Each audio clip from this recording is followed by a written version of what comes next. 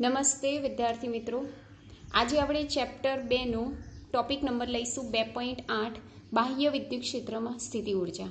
હવે આ બાહ્ય વિદ્યુત ક્ષેત્રમાં સ્થિતિ ઉર્જામાં 3 પોઈન્ટ ભણવાના છે. નંબર 1 એકલ વિદ્યુતભાર એટલે કે સિંગલ વિદ્યુતભાર, એક વિદ્યુતભારની સ્થિતિ ઉર્જા. નંબર 2 બે વિદ્યુતભારોની સ્થિતિ ઉર્જા. નંબર 3 ડાયપોલની સ્થિતિ ઉર્જા. સૌપ્રથમ આપણે શરૂઆત કરી દઈએ નંબર 1 एकल विद्युतभारनी स्थिति ऊर्जा.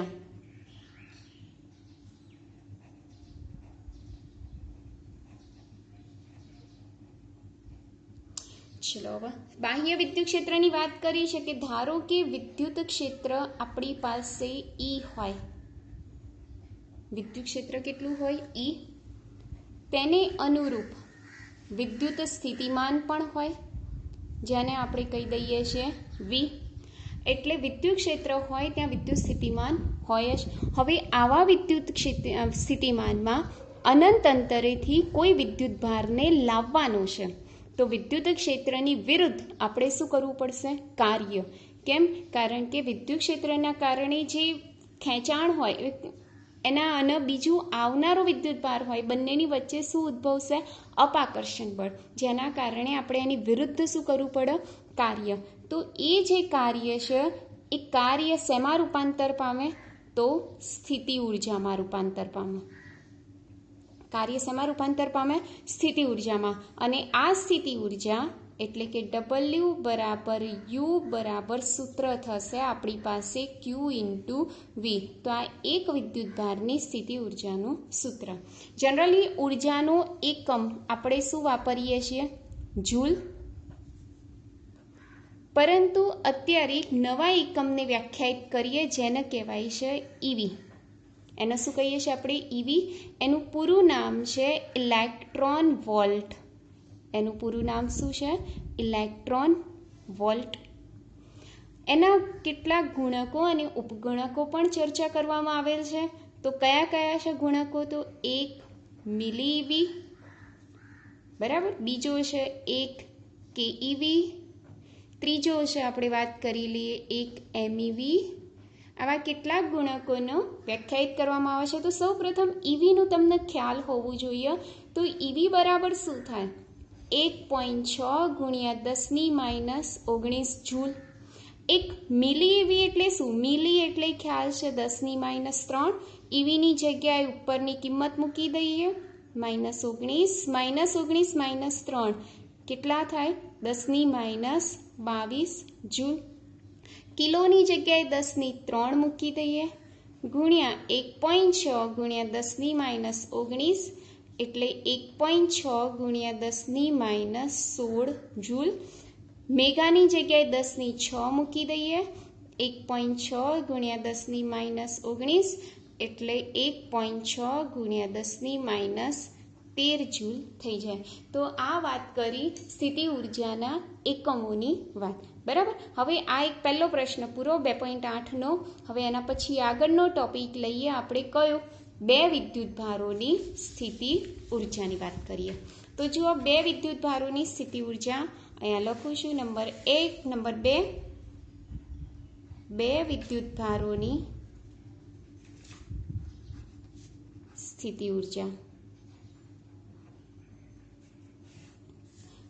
ધારો કે આપણી પાસે કોઈ વિદ્યુત ક્ષેત્રમાં XY સમતલ જેનું ઉગમ બિંદુ છે O, કોઈ બે બિંદુઓ છે, બિંદુ P અને બિંદુ Q. બિંદુ P નું ઉગમ બિંદુની સાપેક્ષે સ્થાન સદિશ R1, બિંદુ Q નું ઉગમ બિંદુની સાપેક્ષે સ્થાન સદિશ R2 અને બંને વચ્ચેના અંતરની વાત કરી લઈએ તો R12 છે. હેલો. હવે મારે શું કરવું છે કે અનંત અંતરે કોઈ વિદ્યુતભાર રહેલો છે Q1. આ વિદ્યુતભારને R1 અંતરે રહેલા કોઈ બિંદુ સુધી લાવવા માટે મારે શું કરવું પડશે? કાર્ય. અને એ કાર્ય શેમાં રૂપાંતર થઈ જાય? તો સ્થિતિ ઉર્જામાં. તો એને હું કહી દઉં છું U1 બરાબર Q1 V કૌંસમાં બતાવી દઈશું R. કેમ? કારણ કે R1 એ બિંદુ સુધીનું અંતર છે. એટલે અહીંયા લઈ આવી Q1 ના. હવે કોઈ બીજો વિદ્યુતભાર Q2 પણ અનંત અંતરે રહેલો છે તો એને પણ મારે ક્યાં લાવવો છે? બિંદુ Q ઉપર. એટલે મારે શું કરવું પડશે? કાર્ય, અને કાર્ય ફરીથી શેમાં રૂપાંતર થઈ જશે? સ્થિતિ ઉર્જામાં. અને એનો હું શેના વડે વ્યાખ્યાયિત કરીશ? Q2VR2. બે વિદ્યુતભારો આવી ગયા. હવે આ બે વિદ્યુતભારોથી શું બન્યું? તંત્ર બન્યું. તો એ તંત્રની પણ પોતાની સ્થિતિ ઉર્જા U3 એટલે કે આ બંને વિદ્યુતભારોના લીધે ઉદ્ભવતી સ્થિતિ ઉર્જા કઈ બનશે? કે Q1 Q2 અપોન બંને વચ્ચેનું અંતર કેટલું? R12. એટલે આપણી પાસે હવે કેટલી સ્થિતિ ઉર્જા થઈ કુલ? તો કુલ સ્થિતિ ઉર્જા 3 થઈ, U1 વત્તા U2 વત્તા U3.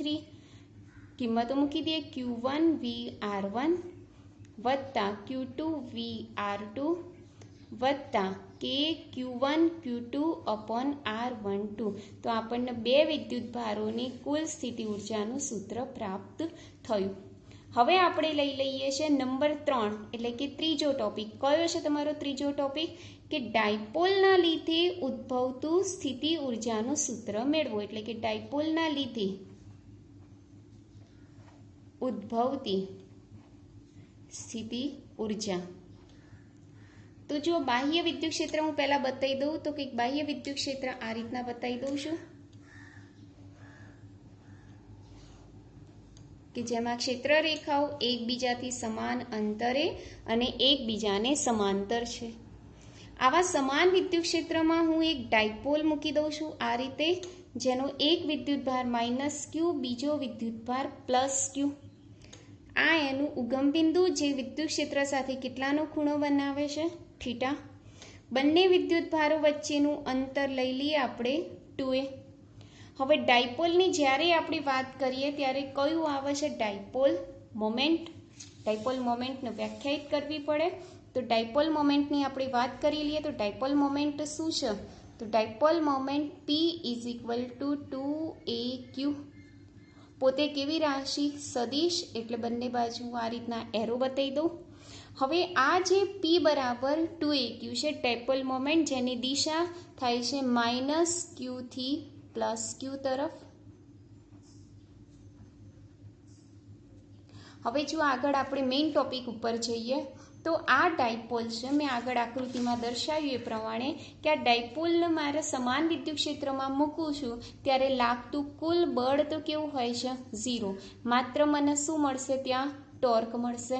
ટોર્ક એટલે કોણાવર્તન. એટલે કે ડાયપોલને મારે શું કરાવવું છે? આખું ભ્રમણ કરાવવું છે. એટલે કે કોણાવર્તન કરાવવું છે.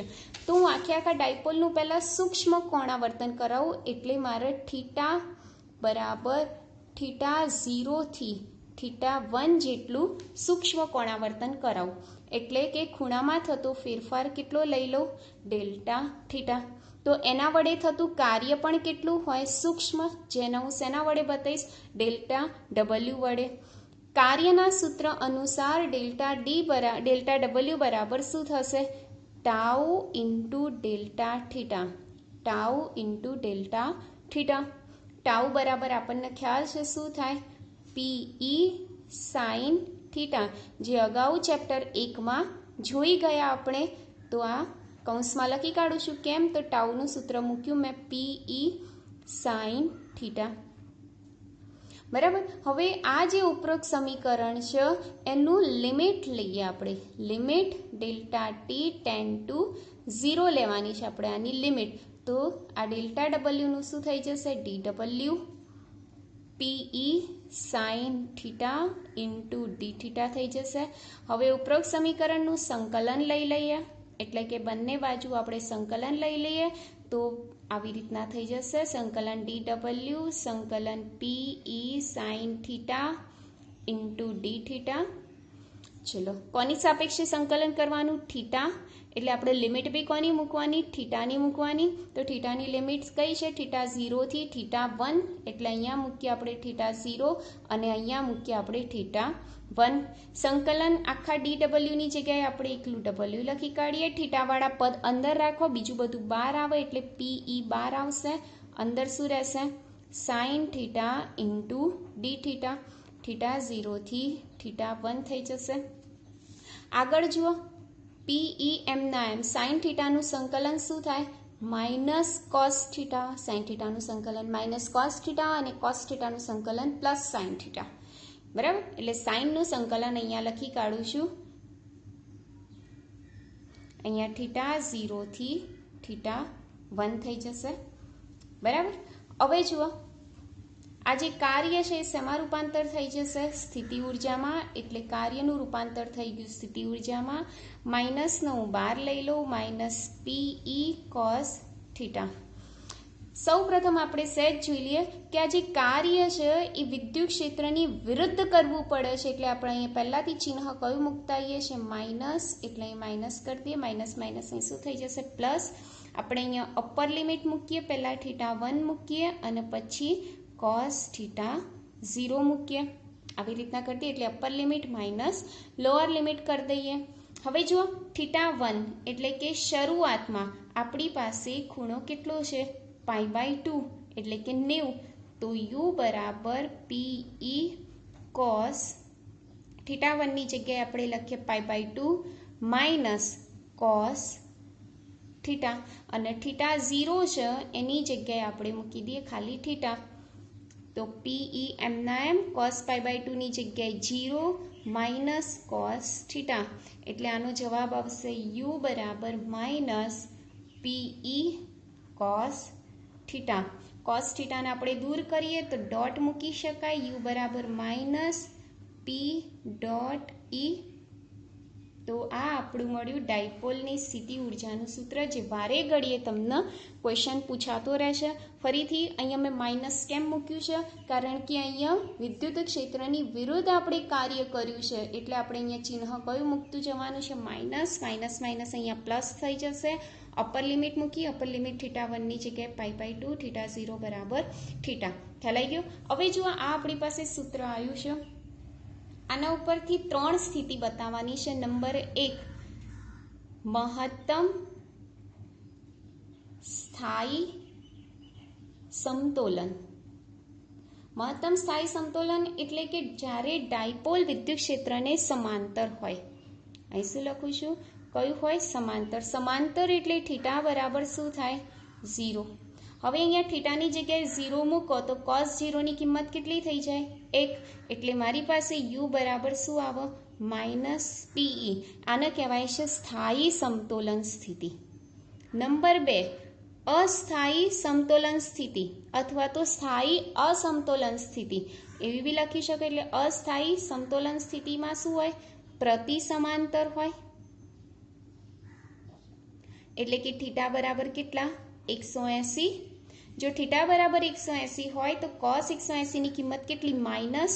માઇનસ માઇનસ પ્લસ થઈ જાય. એટલે યુનું સૂત્ર શું આવશે? Plus PE. અને નંબર 3, મહત્તમ અસમતોલન સ્થિતિ. મહત્તમ અસમતોલન સ્થિતિ. તો એના માટે થીટા બરાબર કેટલા લેવાના? 90. જો થીટા બરાબર 90 હોય તો કોસ 90ની કિંમત કેટલી થાય? 0. માટે u બરાબર શું થઈ જશે?